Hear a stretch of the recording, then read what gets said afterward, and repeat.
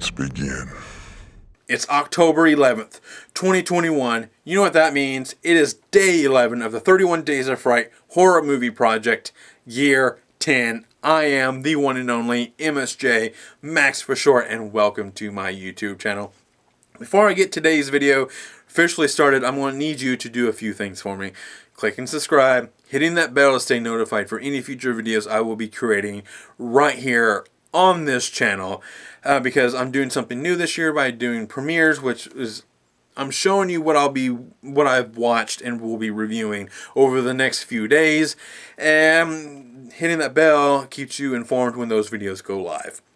And leaving a like and comment also helps me get my channel and video out there to a much broader audience. And doing those same things for the 13th Wolfman, I am the Ice Lord, Tony has 9 fingers, Random Horror, who else? Dave Maggot, I think he's doing, I can't remember what I think he's doing Trauma Ween. That's cool. Someone is doing 100 movies in 31 days. That's awesome. I wish I had that kind of time. I would try to task myself to that one.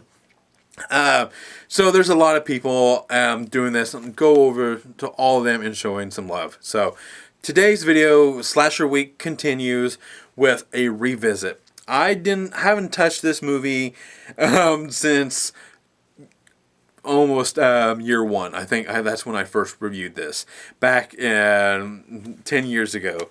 It is Dark Ride. Now, I'm not going to tell you too much about this movie, but what you need to know is that a murderer killed 2 kids in this amusement park ride, and then 20 years later he breaks out of a mental institution at the exact same time when a bunch of college students are going on a road trip, and they come across the exact same thing. I think it's because of the fat kid from the Big Green, the redheaded one. He's talking about this dark ride, and it's like, oh, let's go see it. And so they all go there. And then this killer starts picking them off left by one by one. It's not a very good movie, okay? I'm going to tell you that right away. But I want you to gather up a bunch of your friends and have a viewing of this movie. I know I'm hyping this movie up quite a bit but my experience with this movie was great, because that's exactly what I did. This is one of the 8 films to die for, and if you know what I'm talking about, it's like when they first started advertising this movie, it's like, it's too scary for blah blah blah, and like people have died watching this, and like they're throwing everything at the wall and seeing what sticks, and it got us into the movie theater. And in that particular weekend that we went, this is the movie that was shown. We were kind of hoping for Grave Dancers, but Dark Ride was the one that we got, and I'm super glad that was the one that we got, because this movie always has a special place in my terrible horror movie heart. So it's just fun, and that's all I can really say. It's like, I just want you to gather a bunch of your friends and have a movie experience with this one. I know these last couple of reviews I couldn't really say too much, especially with Urban Legend, because I just don't do spoilers. And this one, I don't want to give it away too much, because I want you to experience this one. And that's really all I have to say, but I will give you my rating for this one. 1 being run-of-the-mill horror, 2 best watched with the group, 3 more than average horror, but adds nothing new to the horror genre, 4 helps move the horror genre forward, and 5 being a horror classic. Now, this is definitely a 2. It is definitely best watched with the group.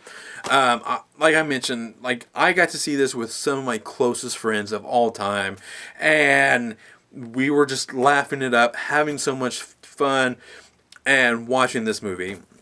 And I know I'm probably thinking about this through rose-tinted glasses and everything, but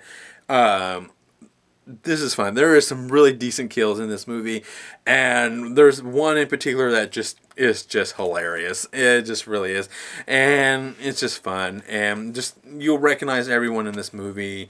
Like I mentioned, the fat kid from the Big Green. There's one guy. He's a jock, and he was in I think he was in Never Been Kissed. He was one of David Arquette's buddies. who are high school students within the movie. So like, okay, my camera's about to die, so I have to speed this up. That's really it on this one. That's just, I want you to experience this with your friends. That's really what I want you to do with this one, or a couple of your closest friends. I had like 5 of us to go see this movie. So that is all. I am the one and only MSJ, Max for short, and all I can really say is thank you.